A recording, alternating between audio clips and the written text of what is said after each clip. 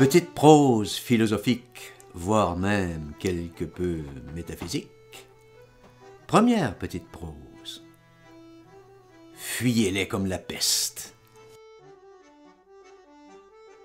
Sans doute vous souvenez-vous d'une de mes anciennes chroniques où j'abordais le thème « Comment faire rire un paranoïaque ». Eh bien, j'en profite ici pour donner une petite suite et une fin à cette périlleuse expérience.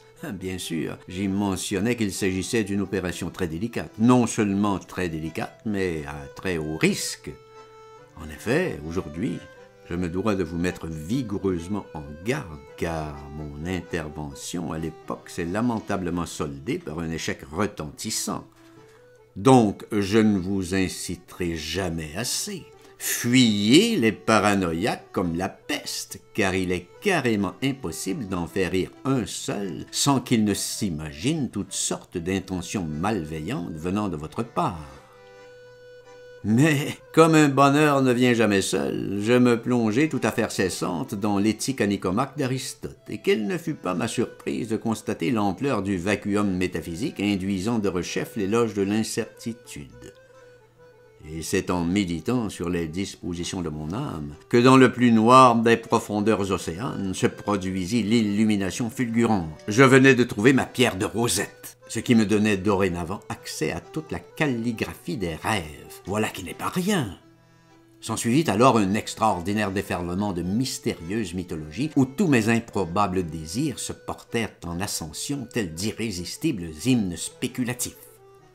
Toutefois, c'est sous le soleil de Satan que je sentis glisser hors de moi l'âge de l'innocence. Et c'est tel un Candide de pacotille que je m'en fus, hanté par le célèbre Paris de Pascal.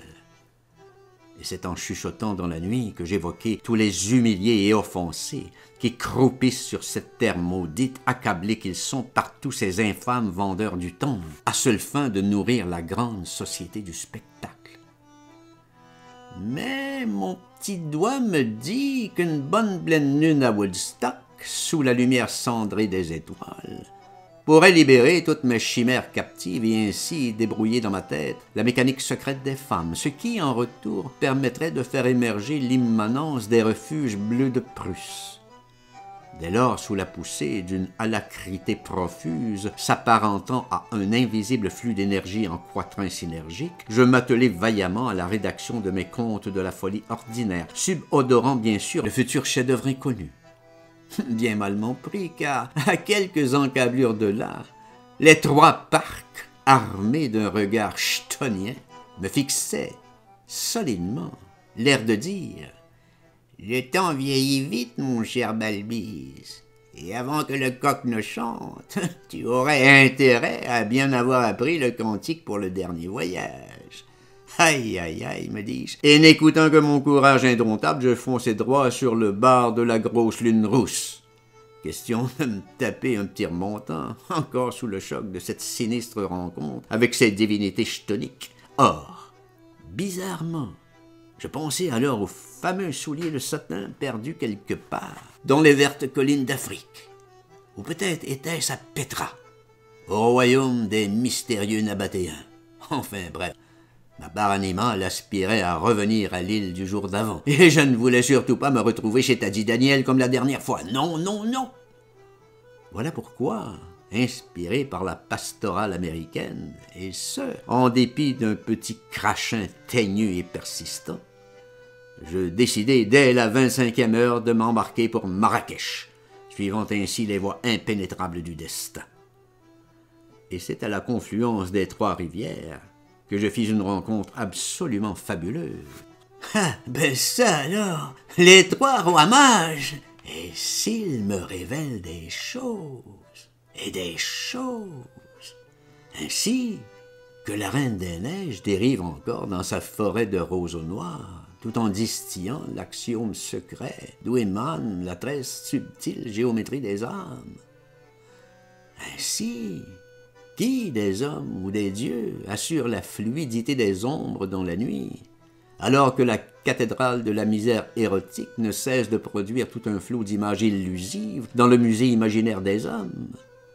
Et regardez, Regardez bien tous ces fiers arlequins qui passent, tels des anges bleus, sous cette lune de fiel, pendant que la ville immense dort d'un sommeil de plomb. Mais à qui la faute, me direz-vous, si pendant tout ce temps plane dans l'air une riante bergamasque? Et de vous répondre, dans ce monde plein de coupables, il n'y a apparemment jamais de responsable. Voilà qui m'amène à évoquer l'énigmatique projet Manhattan, qui m'obsède autant qu'un vulgaire brimborion produisant plein de petits gargouillis plus ou moins suspects.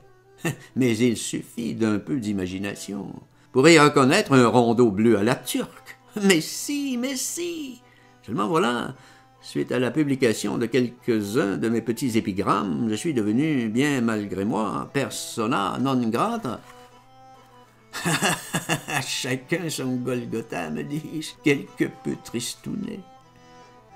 Mais voilà-t-il pas qu'arrivant directement du Valhalla, bouteille de rhum en main, Mona Lisa, l'air quelque peu furibard d'avoir raté le passage de Don Quichotte pas plus tard qu'hier, soit le 24 octobre, et voilà-t-il pas qu'elle se met à me baragouiner toutes sortes d'inepties à propos d'herbes flottantes, de Jack l'Effantreur et d'un homme dont la passion était de regarder passer les trains.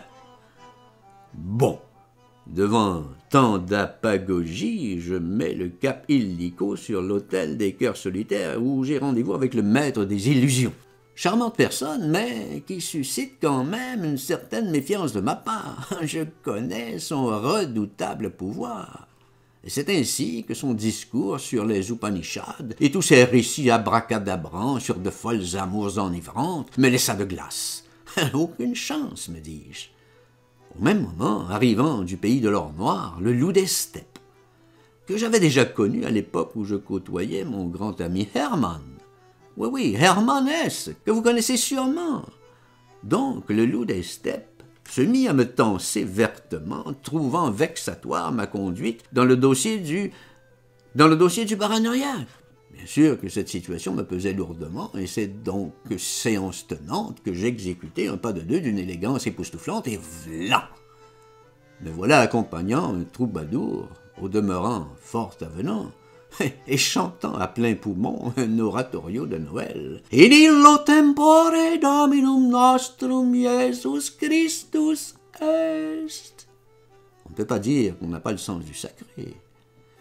Certes, comme disaient les amants du Pont-Neuf, mieux vaut tard que jamais. Et c'est ainsi que je m'en fus en quête de la solitude lumineuse, tout en psalmodiant pour moi seul mes contes divers et en ruminant aussi, très sombrement, 5 méditations sur la mort. Et c'est alors que dans l'arche de la tempête m'apparut l'icône de la rose mystique, me procurant l'extrême sensation de toucher le sens ultime des choses.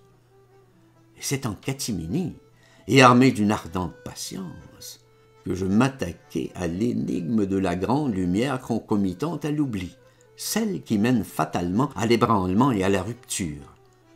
Et comme je note tout dans mon calepin du flâneur, de guerre lasse, je me plongeai goulûment dans l'étude de la vie des 12 Césars, espérant y trouver quelque réconfort par-devers mes frères humains. Mais peut-être aussi aurais-je dû m'organiser un petit déjeuner sur l'herbe, et le cas échéant, j'aurais pu apporter mon journal du séducteur, on ne sait jamais. Et surtout, pas de panique, je n'irai pas loin, je suis à pied. Et c'est fort de mon éducation sentimentale que je convoquai ma muse préférée, l'exquise Erato, celle qui préside à l'invention des jeux poétiques. C'est sur un air d'un délicat madrigal, ou était-ce plutôt d'une douce cavatine, enfin, peu importe, qu'elle me confie de sa voix suave et quelque peu sibylline. Et si c'était vrai que les sentinelles de la pluie veillent à la sauvegarde des champs de la mer? Et si c'était vrai que tes écrits fantômes cachent dans leur opacité le grand secret des rites d'automne chez les druides celtiques? Et si c'était vrai que les rêveries d'un promeneur solitaire peuvent mener à certaines contiguïtés pérégrinantes, pulvérisant les postulats de tous les octaves majeurs? Et si c'était vrai que zéro visibilité protège des désastres en torsades cascadantes? Et aussi